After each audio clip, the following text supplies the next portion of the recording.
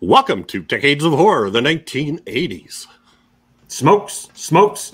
I got joints and bags, nickel and dime bags, gold Colombia smoke. I got acid, blotters, rainbows, window panes, speed, downs, seconal, Valium, mescaline, THC.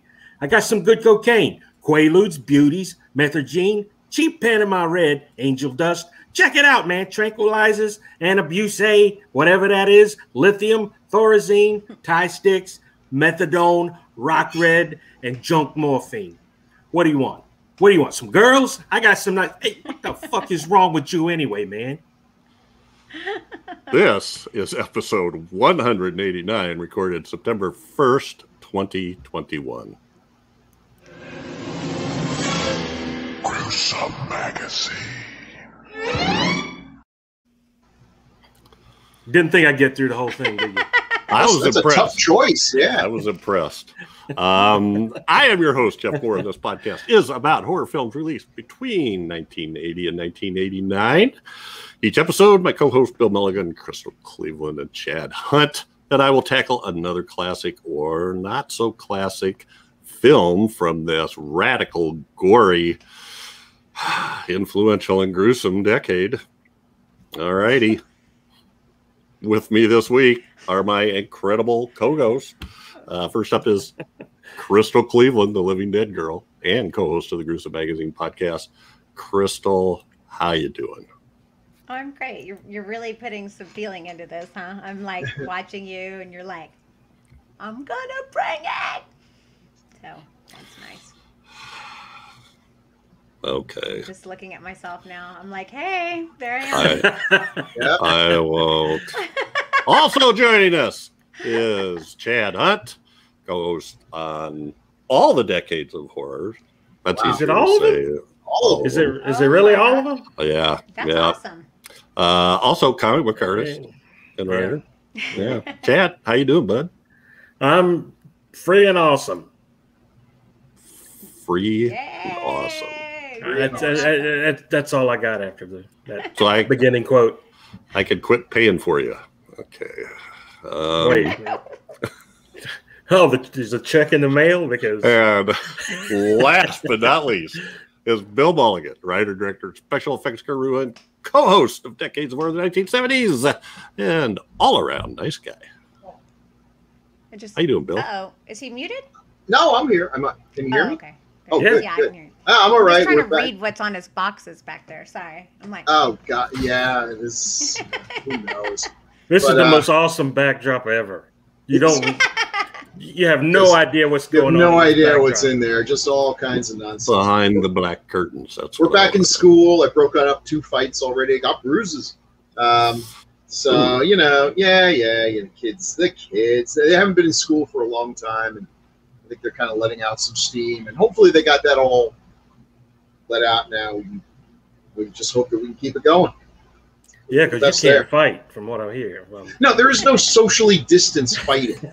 You have to stand 6 feet away and throw things at each other. And then we don't approve of that either. So they just need to knock it off.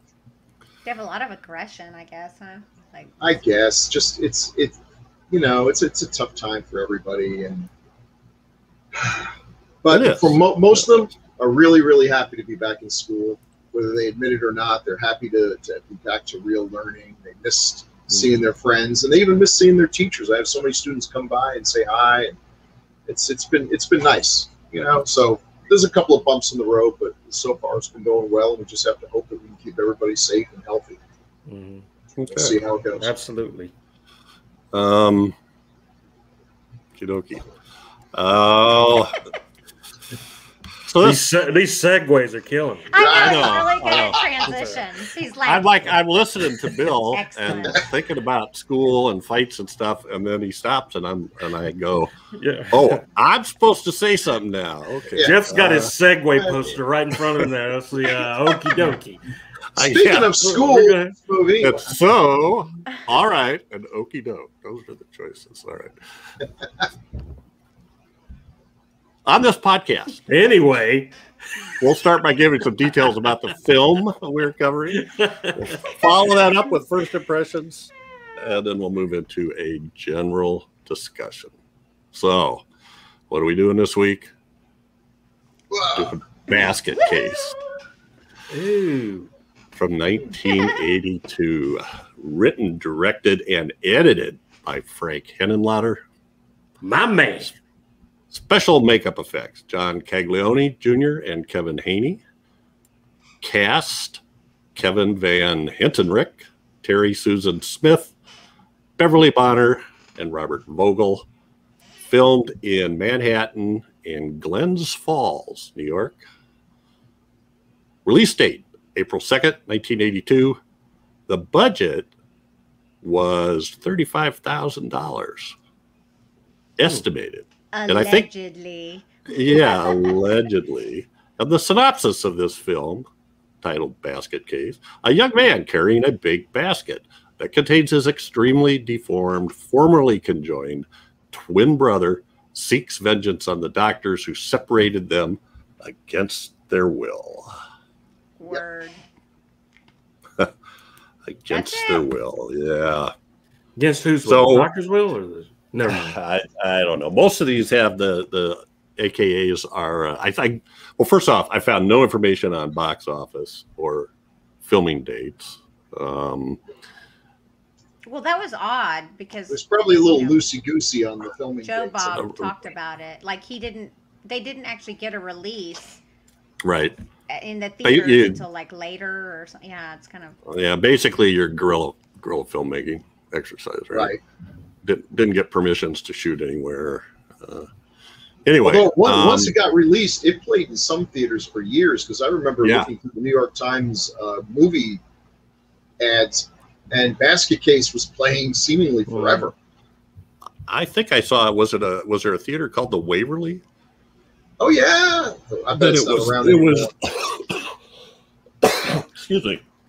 It was a midnight show for years and years. Anyway, this was also known as excuse me, in where did it go? In Mexico, as El Asesino de la Canasta, which I think means the basket killer. Canasta is basket, I think. Right? Okay. Asesino Yeah, is like assassin or killer. So. I remember Yeah. Nasty Canasta from the Bugs Bunny cartoon. Yes, that's what I always think of. That's right, nasty, Nasty That's awesome. basket. Or Basket Case der Unheimliche Zwilling, which means the scary twin in German. oh, that's fair Okay. too. Yeah. Mhm. And now is the time that we do the taglines. This isn't Sprockets. Hmm. Okay. This sounds like a Bee Gees lyric. Yeah. I know. Its mother conceived it. You won't believe it. Mhm. Very good. Okay. Get that. Yeah. What is the secret Dwayne "The Rock" Johnson is hiding in the basket? Open it if you dare. It doesn't say Johnson. Yes, say and it Johnson. has a very secure hasp and padlock on it that no one could ever break Right. through Oh, right. on a wicker Because wicker holds basket. everything. Yeah. No. Third one's a charm. The tenant in room 7 is very small, very twisted, and very mad. Very He is really mad. Yeah. He's super mad. Though. You know, Yeah. twisted in more ways than one. Oh yeah. Right? Yep. Small and twisted. As in tough to look at. Okay. Chadskit case. Well, next we'll do first impressions. Thank you so much for the. Well, no, let's do posters first. We got to do posters first. So that's just the way we do it. Really, And pretty this- much variations on a theme. Yeah, there's not a lot of changes on these. I mean, there's this one. One's in black and white, and one's in color. Yeah, I like That's the about black and only- white. That's the way I remember it. yeah, that's what I think that looks like black and white that somebody painted. Yeah, it is. Yeah, colorized in some way. Yeah, colorized. yeah. It So looks like that was that looked and that- first. The other one looked like the VHS cover, I think. that totally sells it. Could well be. Yeah, it Could might well be. I mean, that poster completely sells the premise. The bloody lettering, the little, we don't really get a good look at the monster, but you know, he's pretty small and twisted, and kind of reminds me of the It's Alive poster too. Well, maybe a reason for that. Well, this one happens to be Crystal's pick. Yeah. Right. So let's hear your first impressions on this. When did you see this? At what age were you severely even more damaged than what we knew about? What are you trying? Were you to like say? 5? You know, I don't. I was young. I don't remember what. I never remember what age because it's all kind of like, you know, it was over the summers at some random point, but I didn't get a lot of this movie actually. I remember as a kid versus watching it older. I mean, I've watched this several times. I watch this pretty regularly. I really love the Joe Bob. I totally recommend, if you have Shudder, which you should, to watch the Joe Bob version because you get a lot of cool insights and backstory and fun stuff there. But watching it as an adult, which I still couldn't tell you when that was, it's so messed up. Like, there's so much stuff here that's so messed up. I think as a kid, I just thought, oh, it's a monster. You know, I just didn't really get the whole weird emotional aspect of it. I know, and I don't think I understood. Well, I swear I don't remember me watching it ever seeing the full frontal too.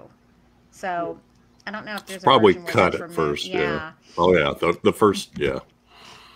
But also the rape scene. I don't think I would have understood what that was because I don't remember that being the way that it was, and I'm still confused about it. If you think I'm like, yeah. He's such an angry little critter. But I told you last time about, like, I love Frank. Oh my gosh. I just love his movie so much. I love this Brain Damaged, Frankenhook. I mean, like, there's just something about them where they just strike that right chord of comedy and horror, and more horror than comedy. Joe Bob mentions like the 80-20. Yeah. You know, like 80% horror. I think he's totally got it. It's the right formula. But this movie's so freaking good. I still rewatching this just, you know, yesterday or whatever. I think it looks so good for its time. I can't believe it was so cheap. I mean, yeah, the acting was bad, but it was good bad. It wasn't that bad actually, but it was good bad. And like Belial, why do I want to say? I keep saying Delisle. Belial is really creepy. I mean, and I know they have different versions because they've got the younger version, and I, you know, it did seem like when I was watching this one that it felt like that surgery scene was much longer for some reason. And then the sound, oh my god, because they totally did like ADR for that. Oh, it's so painfully obvious. You know? It's so funny. I mean, this movie is fabulous. I love this movie, and I will always love this movie. I loved it when I saw it when I was a kid, and I love it more now because it's super weird and super messed up and creepy. Super weird and super messed up. Yeah, I would not disagree with that. Yeah. All right, thank you, Mr. Chadsket. I can't pronounce your name. Chadsket Case. Chadsket Case. Yeah. Chadsket Case. Sure. Yeah. When did you first see this, and what were your impressions? I rented this off the shelf, and back when it came out, and took it home. Lyle reached out and grabbed you. He sure did. I mean, the cover gave the whole movie away. So when you see Dwayne walking around with his basket, you kind of knew what was in there. But it was really creepy and weird, to quote somebody else in the podcast. It was creepy and weird. It was odd, and this is all Frank Henenlotter stuff, and that's why he's so friggin' cool. It's Frankenhooker, you know. Come on, that is just. I know, it's so good. You know, it's great stuff, and it sort of embodies somebody saying, you know, I'm going to make a film about a Frankenstein hooker, and he goes and does it, and I'm gonna make a film about this, you know, conjoined twins getting chopped in half, and one's evil and one's bad. It's just the oddest concepts to me, and he just brings them to life with such, I don't know, there's care in these movies, and as wild and crazy as this one is, the second one and even the third one are just out in space near Pluto somewhere. But this movie I fell in love with right off the bat. It was just that right, like you guys were saying, that right amount of comedy, right amount of horrific stuff in there that you could not get away with in any way, shape, or form today, like most movies from this era. And I just thought Belial was just it's just the weirdest monster, and he's and just the very idea of him existing is repulsive. You know, and it just stuck. That's those images like that just stuck with me and that's the scream that he does. Shut up already. You know, it really is pretty spooky. Disturbing. It's got a lot of screaming in it. Yeah, he does. Disturbing and wow. But it's one of my favorites too, and still is. I can watch it anytime. All right, Mr. Bill Mulligan, when did you first see this? And you know, I'm really not sure. I think it was fairly early on in its fame, so early 80s, but I don't know. I'm trying to remember when I would have been able to rent it, but I think it might have been playing at one of those theaters when I was in college, because I was in St. Louis from 79 to 83. I think it may have been playing at one of those theaters that would play a bunch of things, and I'd heard about it for a long time. I had heard about it in Fangoria and read the interviews, and it just sounded really, really neat. So I don't know, but I remember being really impressed with it. It's so sleazy. It's such a... I should have seen it in, like, 42nd Street. It would have been the perfect film to see on 42nd Street, because it's practically a love letter to that kind of thing. And watching it again now, it still holds up in a lot of ways. The acting, in a lot of ways, is way better than I remembered it. And you know, because really, I thought the lead did a pretty good job. He also... The other thing about this, he looked a lot like me at that time. I don't look like that anymore, but at the time I had that big head of hair. That hair. That crazy hair that just went wherever it wanted to, and I would get a haircut every 6 months, whether I needed to or not. And Glens Falls, I used to hang out in Glens Falls, so that's a real place. And it's just like, wow, this movie's about me. And I swear to God, I had that episode where I was in New York, should not have been on the subway by myself at way too young an age, and a guy just walked up to me, well-dressed gentleman, sat down with a briefcase, opened it up, and had every drug that has ever been invented, and a few I think they're still waiting on, and just offered them to me. And I was like, I'm just a little sap from upstate New York. I didn't know that people just walk up and offer you not just some drugs, but all the drugs. And I just politely told them I didn't know. Yeah, I didn't know what any of these things were, and I probably better not try it. I really need to be getting home now. And he realized what a goofball he had on his hands, and just snapped it up and looked for more fertile ground. So yeah, it's an amazing. It's a real good slice of life. This movie, I have mixed feelings about this movie. I really like a lot of parts of it. I love a lot of parts of it. But there's one thing that just totally takes me out of it, and it's pretty easy to figure out what it is. The rape scene is just so out of the blue. I mean, I know they've kind of set it up. Well, to me it is, because Belial's been a sympathetic character for the most part. He hasn't really hurt anyone. Really? Who wasn't either a threat to him, or at least a perceived threat, or someone who really deserved it. Those doctors had it coming. And the other people were snooping around, and that's what happens. You get your face ripped open. But now, I mean, this was just, she did not deserve that. She's the only real innocent victim that I can think of off the top of my head. And I just think there's a scene in this movie that it really hits me every time I watch it, which is where the aunt is holding Belial in her arms, reading what I thought was a fairy tale, but I guess it's actually Shakespeare. Mm-hmm. And she's reading to the two boys, and young Belial actually looks kind of, in his horrifying way, kind of cute. He's got the big eyes, and he's looking up, and you know, he didn't deserve this fate. And you know, to then go from that to just he apparently rapes this woman, and I guess she's dead, although she's still breathing, but maybe that's just because she couldn't hold her breath for that long. I don't know. We don't really know what her fate is, but it's not good.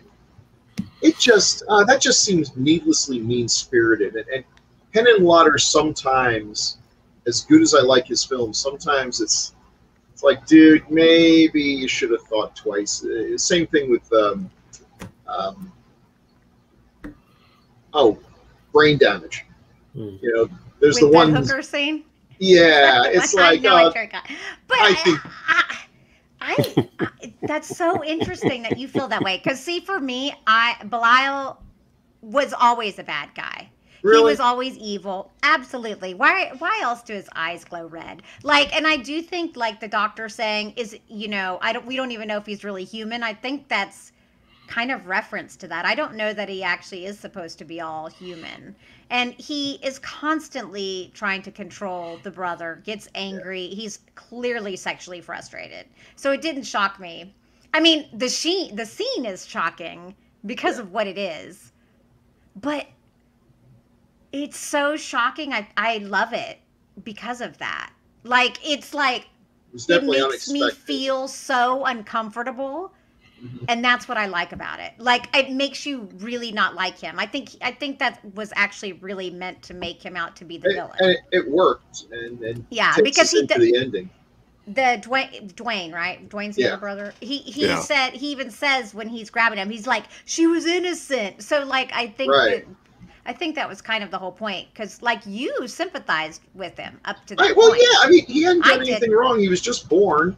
And they didn't want to be separate. He gets chopped off, thrown into a garbage bag, and tossed in the trash. I mean, yeah, he's going to need some therapy. He's got a legitimate grudge. I mean, yeah, he's just a bad seed, though. Those doctors are all jerks anyway, and not only were they jerks, but they were stupid. You've got a gun with 6 bullets. And someone's breaking into your house, and you just randomly shoot the walls until you're out of bullets. Click, click, click. Okay, well, a lot of good that did you. Yes, it did. Yes. Oh, yeah. Sorry, Jeff, you haven't done yours. Sorry. Yeah, what did you think, Jeff? That's all right. I Jeff who? Like, yeah. I you know what? Chicken butt. The close. You know. Close.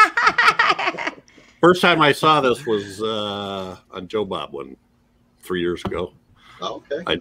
I knew about it, never rented the video, so it's fairly new to me, and I love hearing the background behind it, because to me it makes a big difference. You know, when you hear the budget, and you know that the actors almost, I don't think any of them went on to act much more than in maybe the other basket cases. A couple of them, and some of them do pretty good. Do a pretty good job. And I think is it not Henenlotter's first directing? Yeah, first feature anyway. Yeah. So all of that stuff lends into it. So you could, obviously you see the rough spots, but I'll tell you what. The budget made it, that setting is really sleazy, right? That apartment house. And hey, $20 a day, you get what you pay for. Well, let's see, 1980, what is that? But yeah, it's a hotel. It's not an apartment house. So, but yeah. And there are people that obviously live there, right? So I don't know what's $20 a day, $600 a month in the New hooker York, with the heart of gold, Manhattan. Yeah, Casey. So yeah, that's a good setting for this. That the desk clerk character or hotel manager he's great. I mean, he's an amateur, but he's great at the same time, right? I mean, you could just kind of see that. So anyway, the thing that impresses the hell out of me is the special effects for a $35,000 movie to come up with this doll. Does it have a few wrinkles around the edges? Yeah, it's got a few seams in the foam rubber. Yeah. Sure, it's pretty impressive. I mean, that's what makes. So did Frankenhooker. Yeah. Well, yeah, those are seams. So anyway, I enjoyed it, and I guess I saw him as. Apparently, this was all he's going after those doctors. The whole thing it's a revenge thing, right? Yeah. Mm-hmm. I mean, that's the whole deal. Then what do you do when you finish your revenge? I don't know. Lost his purpose in life. Yeah. So I did want to talk some about. Let me see if I can find this now. Well, let's go through this a little bit. We talked about the poster. So yeah, we start off seeing the basket. It's a little bit before we actually see Belial. It's a bit, but you know they keep the interest, dropping the food in there and having him like an angry Muppet or something. He's just and like then devouring all this the stuff. Cookie Monster. The buns fly out, right? The hamburgers. First he takes them out of the wrapper, then he just drops them in all wrapped in. Let's just say Belial doesn't make a lick of sense. I mean, he eats like the Tasmanian devil, and he's got freakishly strong arms that really shouldn't work for so tiny a little critter. How he gets around and does all the things he does, I don't really know. But okay, whatever. So that was, the bottom picture we have is the guy screaming who stole it in the theater. Yeah, who managed to break through the locking mechanism. Yeah, sure. Anyway, he didn't last long. He just made a mess in the bathroom. Because you kind of think, the first time you watch it, you sort of think, we're not going to ever see the monster. It's going to be one of those movies where a hand just comes out, grabs a head, pulls it down, and then he pulls back up and he's full of wounds. I mean, you've all seen movies like that because the monster's so pathetic, they don't want to show it. But then when he finally shows up, you're like, well, damn. That's actually kind of cool. Yeah, and they show him a lot. Once they show him a little.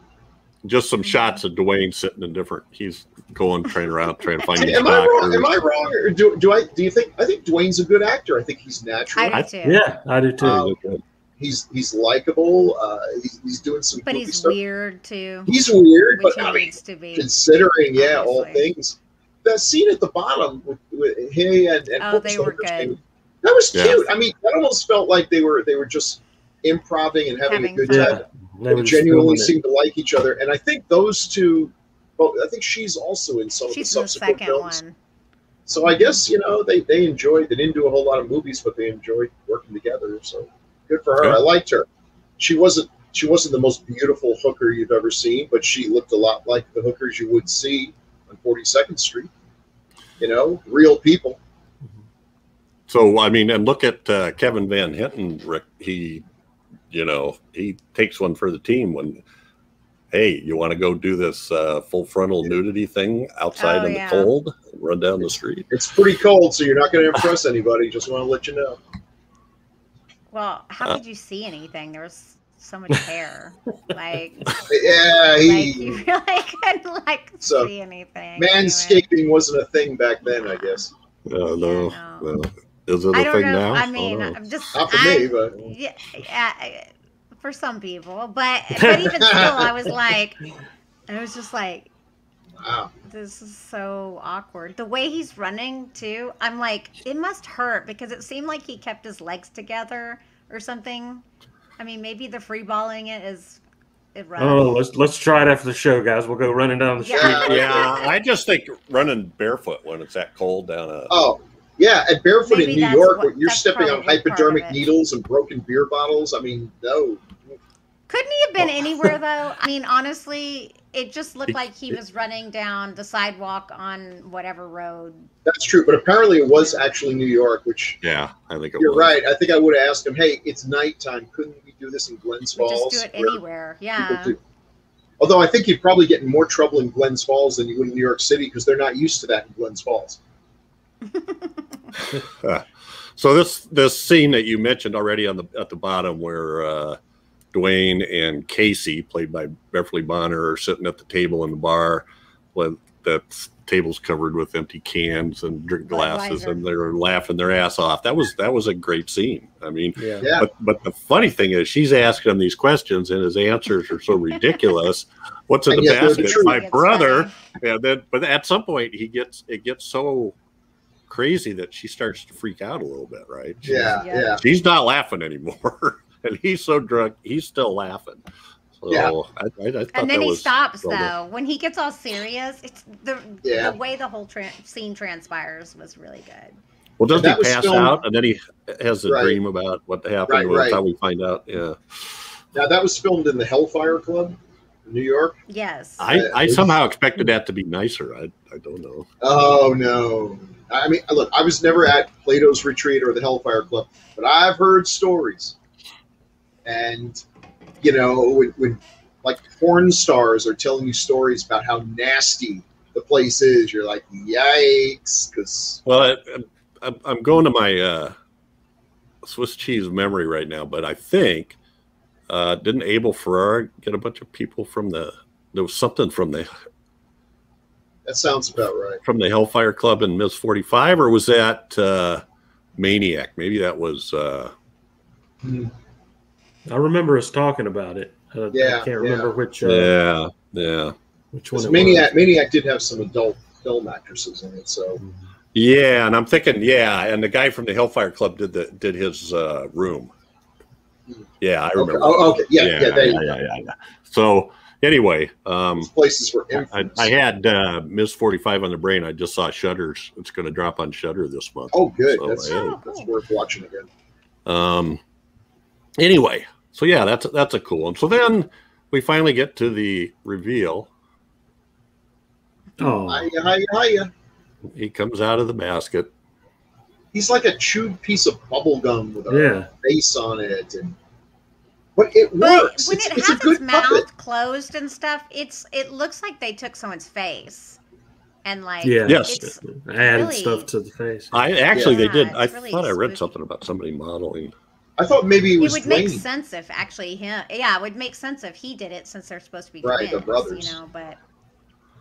Well, it actually looks like him a little bit on the bottom. Not trying to be funny, but same facial shape. Oh, there she is.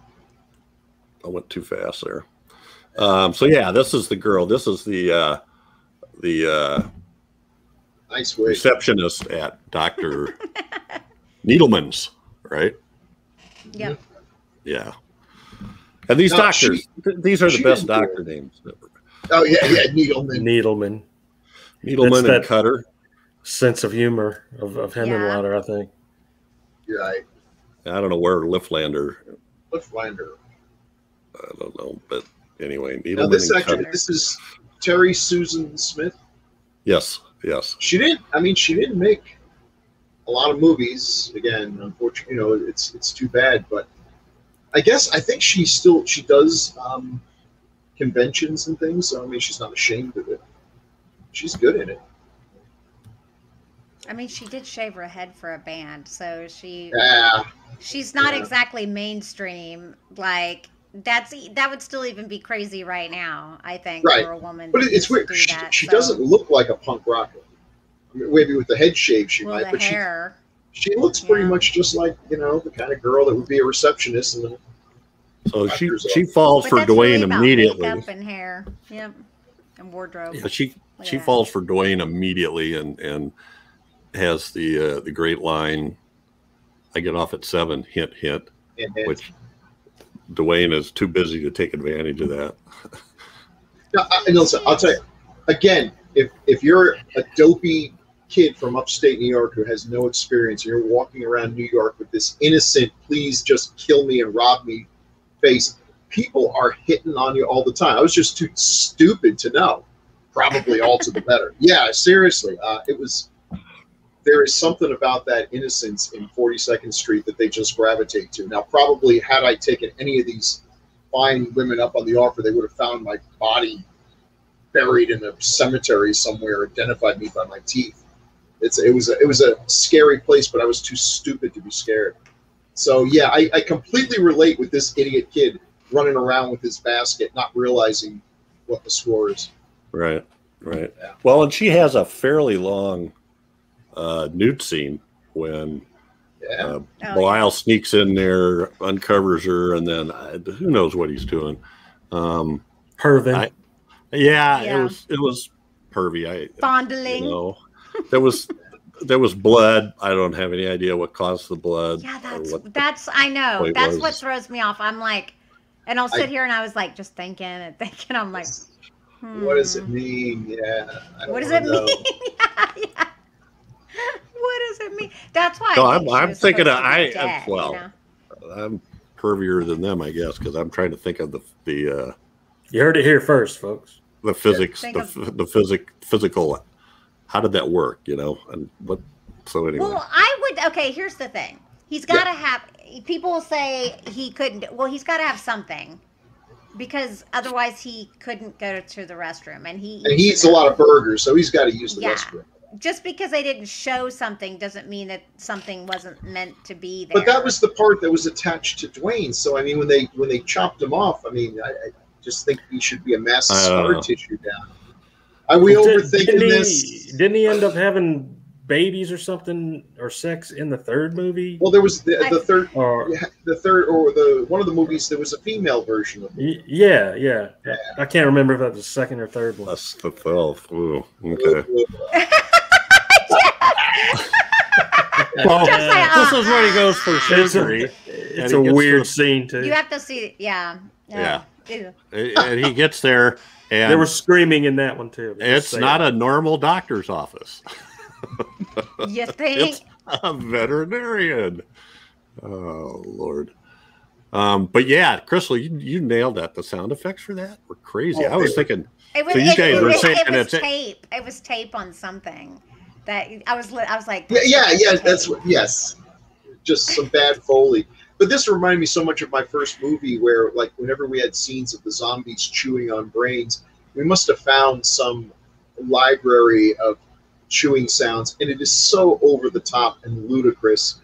People laughed, and as well they should. So but what's funny is all sound effects sound like that, but it's the mixing. Yes, they all sound like that if you just hear it by itself. But yes. You're supposed to mix it really quiet. It sounds like nobody tells you that when you first make a movie. She's going in. Dr. Cutter is going in with the scalpel, but you're hearing noises like somebody breaking celery or ripping cardboard apart or something. Apparently, she's using a butter knife or something. I don't know.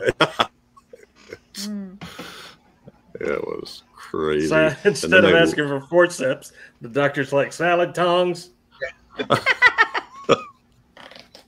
I don't know what I'm dealing with. Oh, yeah. Yeah, she gets hers. So. Yeah. Well, no, that's the... that blood. That was a pretty famous shot, I think, in Fangoria. I think that's one of the ones that made me want to see the movie. Yeah. And was probably also one of the shots they took out when they first tried editing it. They did. I think the first go through, the distributors took it out. Now, interesting to me, the scenes where Belial first attacks somebody, like they'll show him with his hands all over their face, which is supposed to be creating these cuts and things that are on is that O'Donovan's face there. But it doesn't look like that. I think, and that's probably just from the his experience. There would have been better to have quicker cuts and then show the aftermath, because what we saw was sort of like more like massage. Fondling. He likes to fondle things. This is the only way I can word it. Fondling. Yeah. He fondles everything. He's like fondled to death. Yeah. But the actual effects of the cuts and stuff, I thought that was pretty good. Yeah, no, they're not bad looking. Actually, it has good effects. Yeah. I think actually most of them are, for a movie of this that was made this cheaply.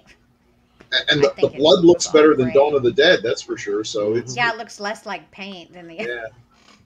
So that's probably a good time to bring these guys up. It's not real obvious who did this stuff, and then I think it was it on Joe Bob Briggs that was saying how a lot of the names in the credits were made up because there weren't that many people that were on the movie. Smart. I thought someplace I either read that or he said that. I don't know. So I'm looking, and in the makeup department, there's 4 names. And John Caglione and Kevin Haney both have extensive careers and are both Oscar winners. Oh, wow. Okay. Well, that makes sense, then, doesn't it? Yeah. Well, yeah, I'll tell you, look, I joke about the seams and everything, but the fact that you've got, foam rubber is not the easiest stuff to work with. Foam rubber is not used as much anymore. They've gone more to silicone and things, but foam rubber used to be pretty much top notch. That's something amateurs didn't have even access to. You need a dedicated stove. You need all kinds of things. It's temperamental, but it looked good and it moves well, and it really, really worked pretty well here. So, and he's a great design, memorable design. Yeah. With limited, there's only 2 arms and a face, but they managed to get a lot out of it. Now, the stop motion was not going to make Ray Harryhausen do that so bad. That's the worst part of the whole movie. And I remember reading an interview, I think it was in Fangoria, where he said that they basically just kicked the model, and took pictures, and that's what it looks like. It's like, it's bad. I as a kid, I used to play around with claymation and stuff. I guarantee I could have done a better job with stop motion. They were just in a rush.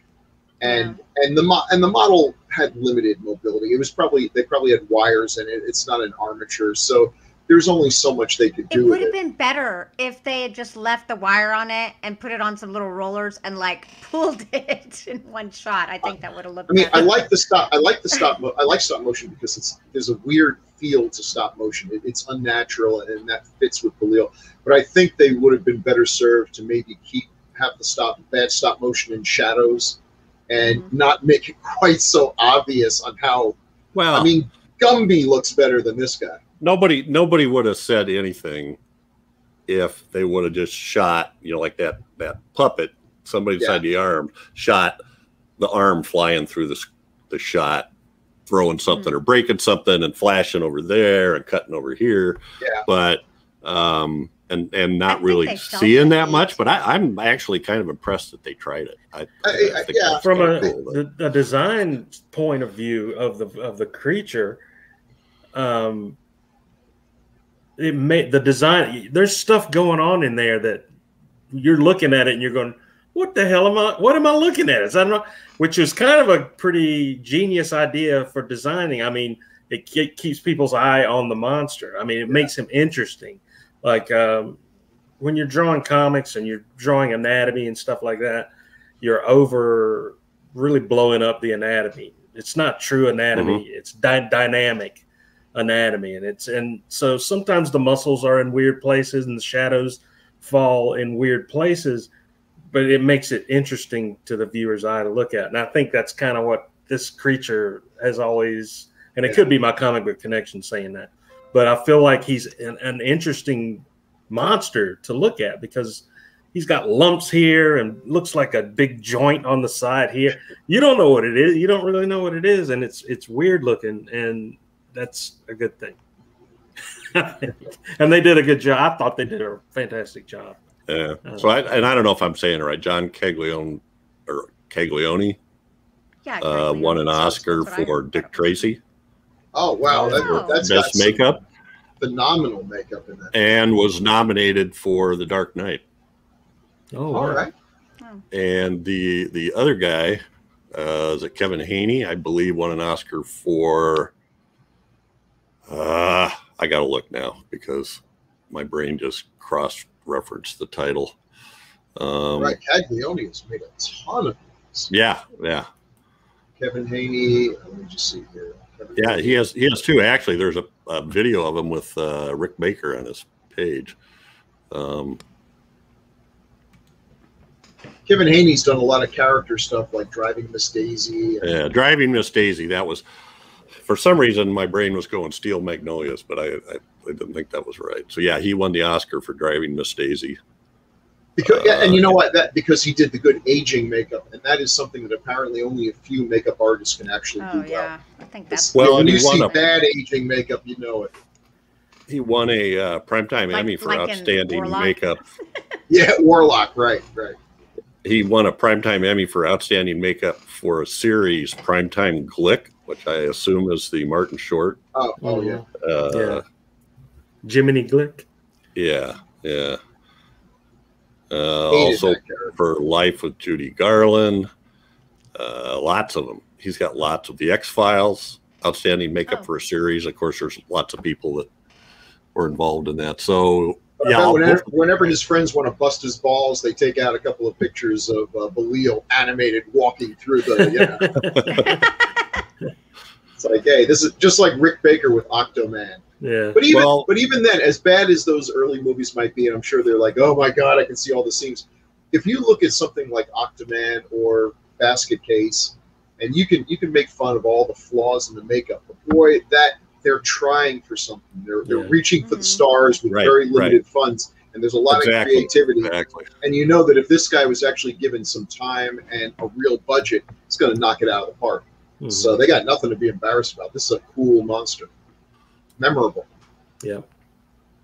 Well, one of the one thing I was looking at the names because I had read that some of them were made up, but I just trying to find it now because they don't show it on the credits in IMDb, but the character that Elisha Cook Jr. Watson Pritchard, Elisha Cook Jr.'s character in House on Haunted Hill.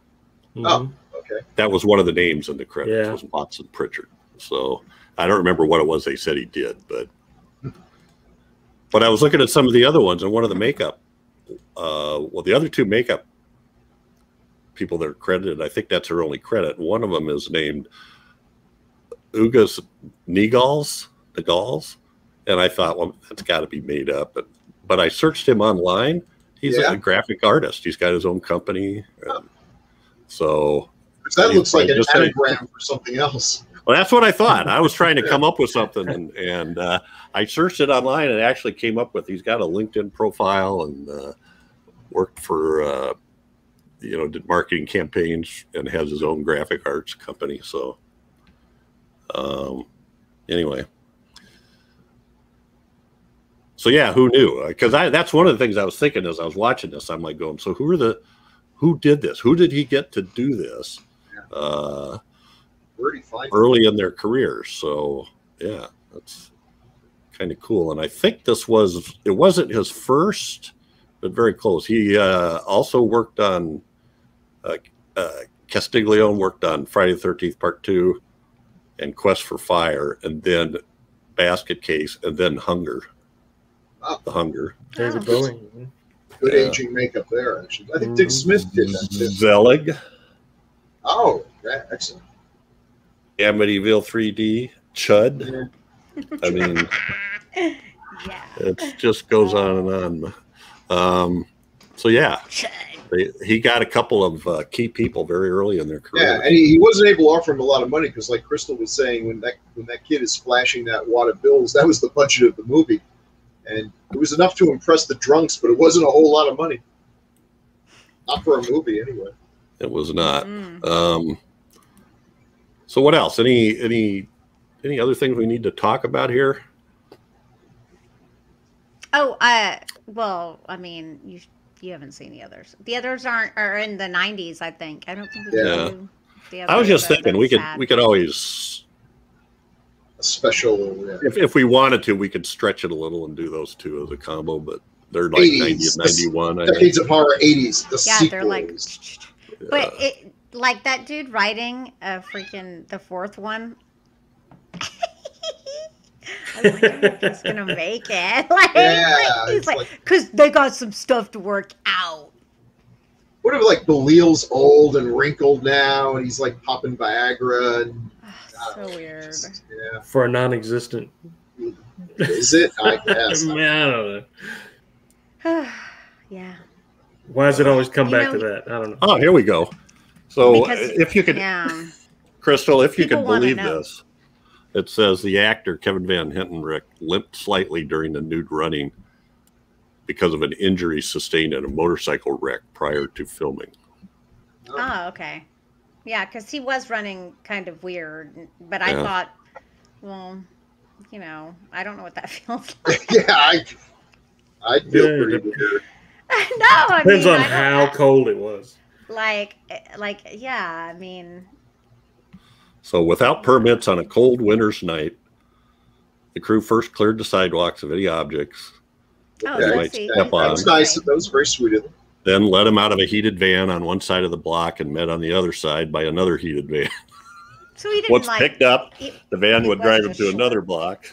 So he got so he could look different. Yeah. Right. You couldn't tell that he could have just been running on the same place, but yeah. So I did actually look and see it was two different shots. I was watching. Yeah, that was admittedly different. That's where your attention was. Hey, if I suddenly disappear, we're starting to have flickering lights here, so I guess that rain you guys were talking about must be heading our way.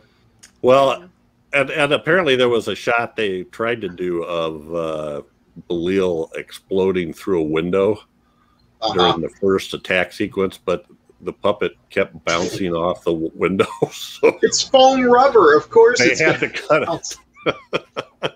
You would have had to shoot that out of a cannon. Yeah. They couldn't afford it. Oh, no. And this says the crew left, or the crew became offended and walked out during the death scene, Terry Susan Smith's rape and death scene. I'm kind of with him on that one. Yeah. And he said, I don't know why it doesn't bother me, and normally that stuff does, but it's so off the wall that it doesn't even feel real to me. I'm like, well, the motion, like first off, we have the point of view shot, and the motion is like this, and then we see the side shot, and that's just disturbing. To me, it was just she didn't deserve it, and it took me. It lost all the sympathy because that's the thing. You didn't have sympathy for the monster. I did at that point, and that kind of. So to me, it was just too much of a tonal switch. Well, and Dwayne goes ballistic, right? With good reason. Nice, with Belial. You know, she was nice. She wasn't, Anyway. And it just felt like that wasn't developed enough. I mean, I sort of get what's happening. This is their revenge. They've been plotting this a long time. And now it's over, and Dwayne, so what's his purpose in life? Is he just going to be stuck carrying his brother around forever? And Belial's like, if Dwayne goes off and finds someone, there's nothing for him. I mean, he's alone in the world. So you sort of get where they're coming from. None of this was really well developed. And the whole psychic thing between them was also kind of just a little plot device. Once his aunt died, then it was sort of like, now what? Yeah. That just sort of reminded me. That gave me a flashback back to a movie we did earlier, Grave of the Vampire. Just with the mother feeding the baby and everything, and this vampire child, and then all of a sudden, boom, she's in a coffin, and that's where things go off from there. But I just sort of like that premise with the monster being shown tenderness and a family and everything. But then once that's taken away, he's just a monster in the world that hates him. And all he really has is his brother. But, that's probably reading way more into this movie. It's a Henenlotter film, Bill. Yeah. I mean, the brother did grab him by the crotch and lift him up. Yeah. Yes. That was pretty violent. Yeah.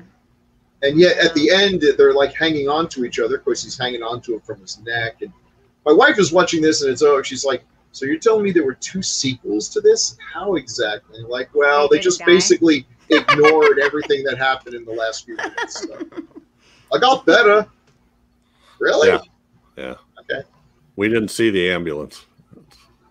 Right. So a couple things that I thought were kind of interesting. Because of the budget, they didn't have a camera dolly, so they used a wheelchair for tracking shots. Well. Yeah. Who would do something like that, Crystal? Yeah, we tried. We tried. Yeah. I listen. I'm driving down the street, and there's someone has died in their house, and there's like the signs funeral here and everything, and on the street. And here in Sanford, if you want to get rid of stuff, you just leave it on the side of your street, and people come and take it away. And there's all this old people stuff. There's a walker, 2 walkers. There's a wheelchair. There's like oxygen equipment and all this. And I've been thinking, I'd like to have a wheelchair for, you know, a cheap dolly. I'm like, I stop my car, I get out, nobody stops me, I take the wheelchair, I put it in my bag, drive off with it. It's like, it was just going to get junked, but I really feel like she had died like 5 minutes earlier, and her family could not wait to get all of her stuff out of the house. It's possible. Yeah. They're like, oh, thank God. But if she's looking down on us from wherever, looking up, I don't know her life, I hope she knows that her wheelchair is being put to good use. Her life. So I don't get so the scenes at the Statue of Liberty were shot without permit, which I guess all of these were. Yeah. And how did they just figured by the time somebody ran them off, they would have what they needed. Yeah.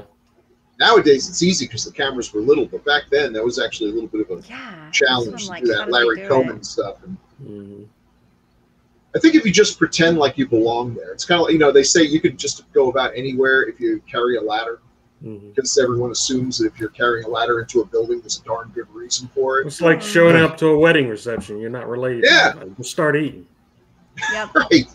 Just start eating. There, nobody else. No one asks who you are. Yeah. So how do you know the groom? It's like, oh, that guy. The stories I could tell. For some reason, people like to talk to me. Oh, really? I can think of a lot of reasons, Crystal. I am this is shocking by to that no one. Yeah. I mean, not even. No, I just think people like want to talk to me, and I just sit there and I'm like, They like will tell me their whole life story. I'm like, because. You mean you're a weirdo magnet? Yeah, yes. You're a magnet for weirdos. Yeah. Yeah, but of course, I'll be like, of course, yeah. Let's see. An attractive woman who's a magnet for weirdos. Boy, this story is just stranger than fiction. So there's lots of weird stuff. Like when they did come back and put the sound in, Henenlotter says every time you hear a woman's high heels, that's me walking in high heels. Right. Ed Wood Jr. For the sound effects. And there's so many different things on I'm trying to find it now, but there was like 3 different references to the idea for the movie. Okay. Well, came to him when he was brainstorming movie titles that hadn't been used before. The title Basket Case made him think of a monster living in a basket. Then it also says he was inspired by It's Alive, Larry Cohen's stuff. Yeah. It's Alive was 79, was it? 79? Okay. Because didn't we cover it? We did. It's in the 70s, but I think it was a little bit earlier than that. I don't recall. And I wish Larry Cohen had shown as much of his monster as Henenlotter does in this one. He also had a good monster, but really underused. So anyway, it's I'm always impressed when somebody makes something like this. You know, they made it. They only had 16,000 to start with, and they just went ahead and started. And I think they shot pieces and then went and showed it to people, and then you should come to North Carolina and watch any number of films being made on a daily basis. You'll be amazed every 5 seconds. That's right. That's right. It is pretty amazing. The first It's Alive was 74. Oh wow, that was earlier than I remember. But It Lives Again. The third one was what? It kept on living. Yeah, Island of the Alive. It's Alive 3. It keeps on living. It keeps on living. Ever ready. Lives Again was 78. So yeah, you already had. Here's another one we can do in the 70s. And actually, 2 stars that were in a movie had a small cameo and a poster on the room wall. Is it Collinsworth twins that were in Playboy that were in Twins of Evil? Twins of Evil? Oh, I thought you were talking about I thought you were talking about the twins who were the office nurses. Well, there's that too. But there was was it his room or I forget where that was, but that poster was on the wall of the centerfold. Good for that. Not that it has anything to do with anything other than. So one of my favorite stories from this movie was that I guess he took it to Cannes, and there was only one other person in the theater watching it. It was Rex Reed. Oh yeah. And He said, "What'd you think of the movie?" And Rex Reed said it was the sickest thing he'd ever seen. He slapped that right on the poster. Rex Reed, sickest movie I've ever seen. This movie is sick. Yeah. That's awesome. That's awesome. All right. Well, I think maybe we need to wrap this one up. Any final comments? Anything anybody wants to say that we haven't said? Why? Well, I think everyone's probably seen this one, right? It's essential 80s viewing. Yeah, definitely. It is. You got to watch it if you haven't. It's out there. It's on Shudder. You can watch Joe Bob or not Joe Bob. The second one's on Shudder too. Maybe. I'm going to go back and watch the Joe Bob version. I didn't watch it for this. Because he loves this movie. He was a big champion of it. He does. He actually helped make it successful. Okay. Yeah, that's how him and Frank became friends. Yeah. Oh, that's something I want to mention. That Frank Henenlotter, he didn't make a lot of movies, and I actually tend to prefer his non. He'd make a basket case movie, then he'd make a non-basket case, then he'd make a basket case movie again. I actually prefer Frankenhooker and Brain Damage to the basket case movies. But he's an interesting filmmaker. He didn't do a lot, but what he did do is he became very involved with Something Weird Video. And he rescued a lot of really insane exploitation movies from just turning to dust and helped get them released. So he's done a lot of good things for the genre beyond just making the movies themselves. He's rescued a lot of things. Some of which are actually worth seeing on their own. I mean, they're marginal, but they're pretty interesting, and they deserve their place. Well, I think didn't he do well, this movie was dedicated to Herschel Gordon Lewis, clear at the end of the credits. And he's done. Yeah, I think he did a documentary on Herschel Gordon Lewis. Yes, that's what I was getting to, and then I remembered the other thing. All right, well, that's it for this episode, but we do have some feedback. Oh, okay. Yay! Who wants to read the feedback? Anybody? Mailbag. Mailbag. You look just like Darcy the mail girl too. Oh, wow! Totally. But go ahead. These are both on Children of the Corn. That was the last episode, 187. Am I reading this? Sure. Yeah. Go ahead. I guess Darcy. Children of the Corn, episode 187.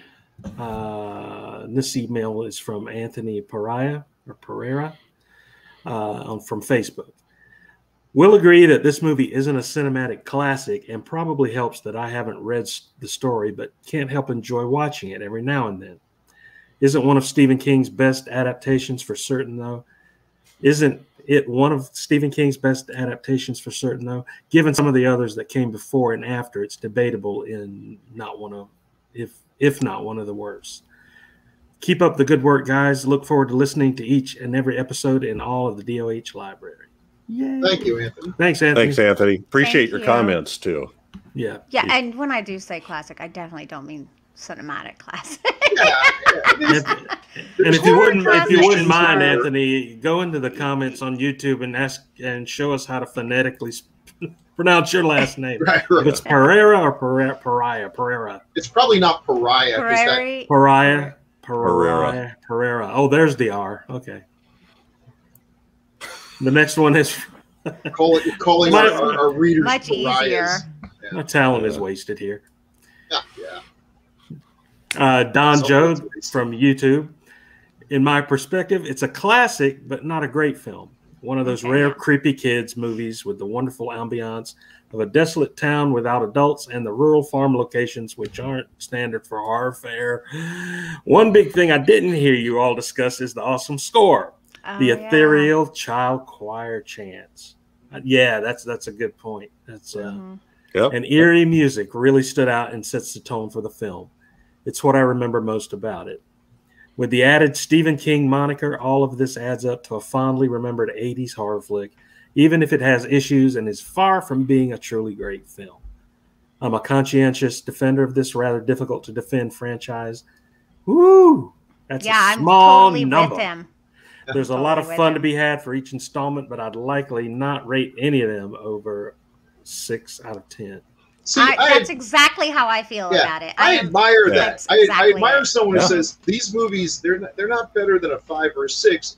but I enjoy But them, I and that's like it, perfectly yeah. That's perfectly legit. The movie doesn't have to be great for you. Well, Yeah, Hey. people love their franchise, whatever franchise, whether it's Freddy or Jason. Or, Yeah. Oh, yeah. if you're into it, you're into it, and that's a cool thing. Well, I think he nails it right in that first line. It's a classic, but not a great film. Yeah. Yep. So anything that they made like 10 sequels of, or 10, franchise with 10 or 11 movies in it. So many movies.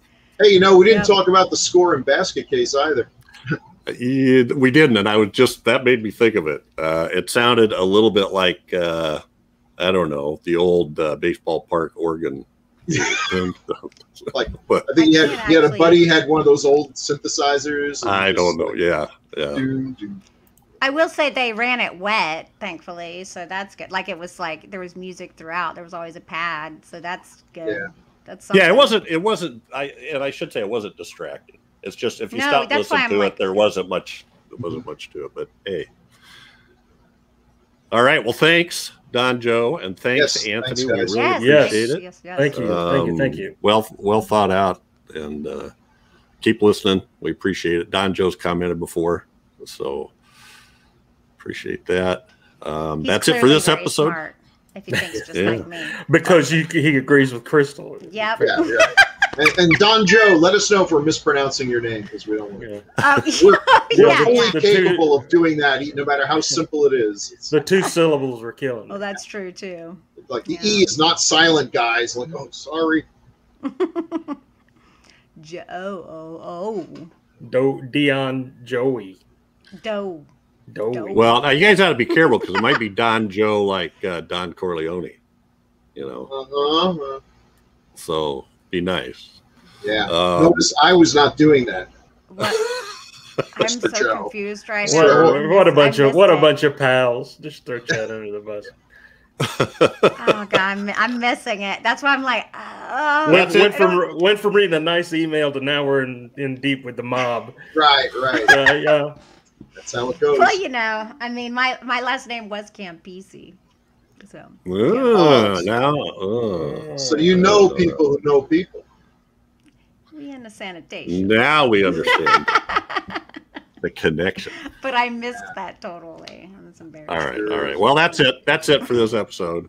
Every 2 weeks, we focus on a specific film between 1980 and 1989. Next up is one chosen by Chad. Oh, I bet it's going to be a good one. We've been talking about this for a while. Yeah. Yeah. Chad pulls the trigger again. Rawhead Rex. Oh. Oh, Oh my god. you're killing me, From Holmes. Too much. 1986. Too much. Too far. 1986. Okay, Rawhead Rex. Rawhead Rex. It had great pictures in Fangoria. Oh, the picture. Boy, that mask looks the mask great is like, when it's not moving. but it never. And then it turns out it's never moving. Oh, well, let's save that for next time. All Thanks, right. Chad. Well, Now let's just go ahead and do the review now and get it over with. everybody, please be sure to subscribe to the Gruesome Magazine YouTube channel. Make comments, like, get alerts, Ring the bell. all that stuff. Yeah. And Notifications. or you can also catch us in audio on the Friendly Neighborhood podcast app. And send us emails at feedback@gruesomemagazine.com, or you can make comments on the Facebook pages. And ring the bell on the YouTube channel if you're subscribed, because we're working on a notification sound where I'm just going 80s era. I've been thinking about that, and I think there might be a for problem your with phone. that. Oh But, man, yeah, there's a lot of problems with that idea. no, I see no problems. Well, I mean, if they download it and attach it to their alerts, then that's what it'll say for every alert they get, right? And who? Yeah, so From what's the YouTube. point? What are you doing? Gruesome Magazine. Gruesome Magazine. Gruesome magazine. Oh. Notification. My wife Wait, it would should be kick like, my ass out of the "Please, house if my please." phone was like Chad blasting every time. The ding is bad enough. But Oh no, it's just it's only an alert when a new episode of Decades of Horror drops, that only There it happens goes. a few Yeah. times a week. or Gruesome Magazine. So, all right, That's like catch once us a day, again here in 2 weeks for another great horror movie as only decades of horror can do it. Thanks, guys. Really appreciate it. Thank you. Thank Say you. good night. Good night, folks. Good night.